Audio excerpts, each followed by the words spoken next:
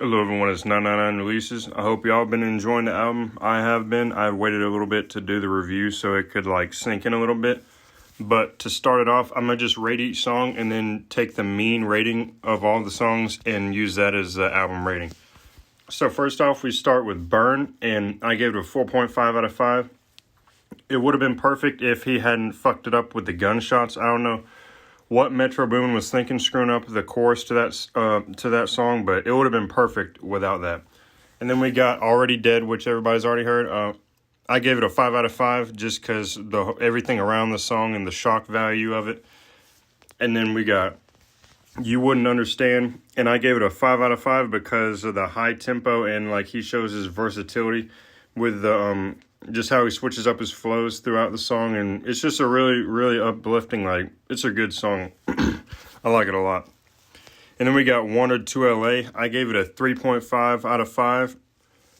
I mean, it wasn't a great song, but it was, decent. It was just kind of repetitive to me. I thought it was pretty good, though.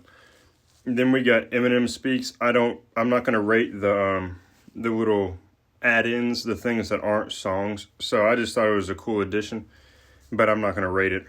And we got Rockstar in his prime next, and I gave it a 5 out of 5 because it's such a unique song. and it just had, he has a great flow throughout the song, and I listened to it a fuck ton when it was unreleased, so I've been waiting on it a lot. I really enjoyed that song, and it had really surprisingly good audio. And then next we got Doom. I gave it a 4 out of 5. It's a song that a ton of people have been waiting on and requesting. I didn't think it was a amazing song, but I liked it. I think it was decent. It was a good fit for the album. And then we go on to Go Hard, and I gave it a 3.5 out of 5 because I just thought it was all right. It seemed like it could have had more going on. It was just kind of a weird song. It was all right though. And then they had the Juice WRLD Speaks, which was another just add-in, but I think it was really cool though, because that freestyle, I don't know, that shit hit different. But again, I'm not going to rate it because it's not a actual song. And then we move on to Not Enough, and I gave it a 3.5 out of 5. I think it was a decent song and had nice melody and everything. It wasn't amazing, a showstopper or some shit, so I just gave it a 3.5. And then we move on to Feline, and I gave it a 4 out of 5. I don't really like Polo G on the song. Trippie Redd was decent on the song, but in the way that Juice WRLD's voice sounds, it just sounds kind of off. I don't know if they had to get unreleased audio and do something to it, or it probably was the actual audio. I don't know. It just sounded weird. But next we got Relocate, which I knew when it was unreleased as No Russian, and I gave it a 5 out of 5. They added the whole his mother's intro to it. I think that was a really cool add-on, and it's just a unique song with a really unique soundtrack. And I listened to it a ton when it was unreleased, so I already like that song. And then they had the Juice WRLD Speaks too, which was another cool addition. Oh wait, fuck. The first Juice WRLD Speaks, I got that mixed up with the second one. The second one was the one where they did the where he did the freestyle, and it was so deep. I got those two fucked up, my bad. And then we go on to Until the Plug Comes Back Around, which I knew is In Town when it was unreleased, and I gave it a 5 out of 5. I think it's a really a heavy hitting song, and it has a great soundtrack and really great vocals. And I listened to it a fuckload when it was unreleased, so I was already waiting on that song a ton. So I gave it a 5 out of 5. And then we got From My Window. I gave it a 4 out of 5. I think it was kind of funny. They silenced the word where he said dick. They silenced that where he said, I forgot what the exact line was, but he said something about she can come suck my dick or something. And I guess they wanted to be real PC about it. They were like, oh, can't make Juice WRLD look misogynistic. We got to silence the word dick. But I didn't really give a fuck. I just thought it was funny. But the song had good flow and good tempo changes. I thought it was a decent song for the album. So it gets a 4 out of 5.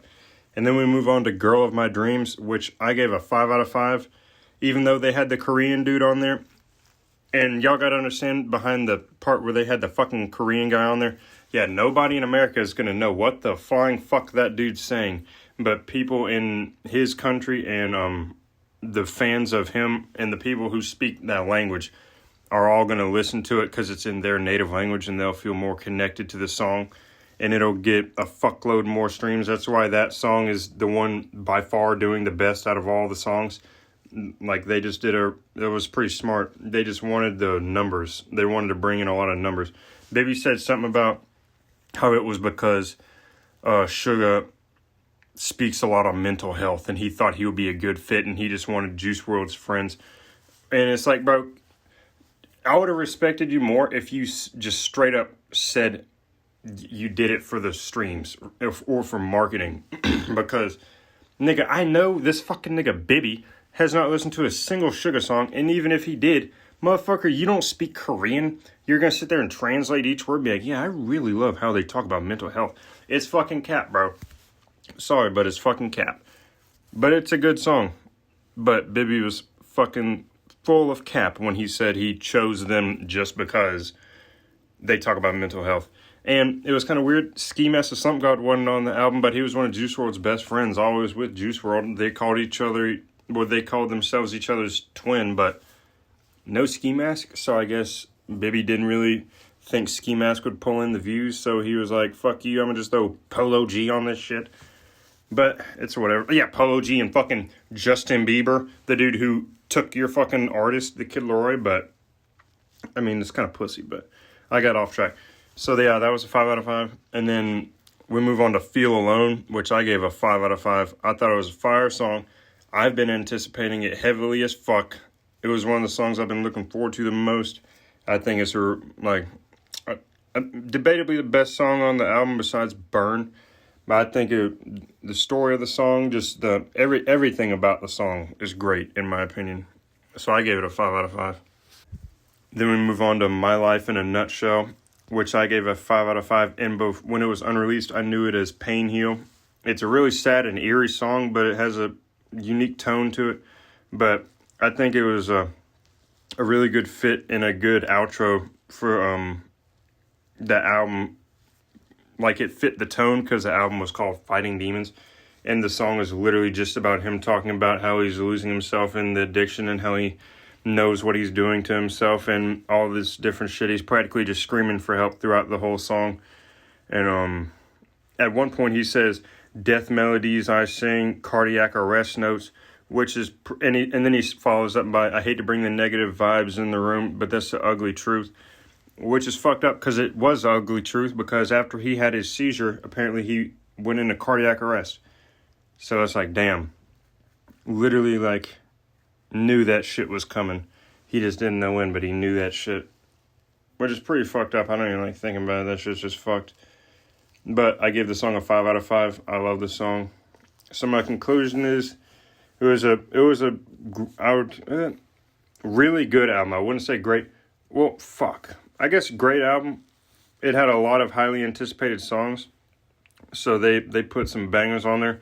If only they hadn't fucking ass blasted and fucked up Burn with the damn bang, bang, bang, bang in the fucking chorus. But other than that, I think Burn was fucking on point.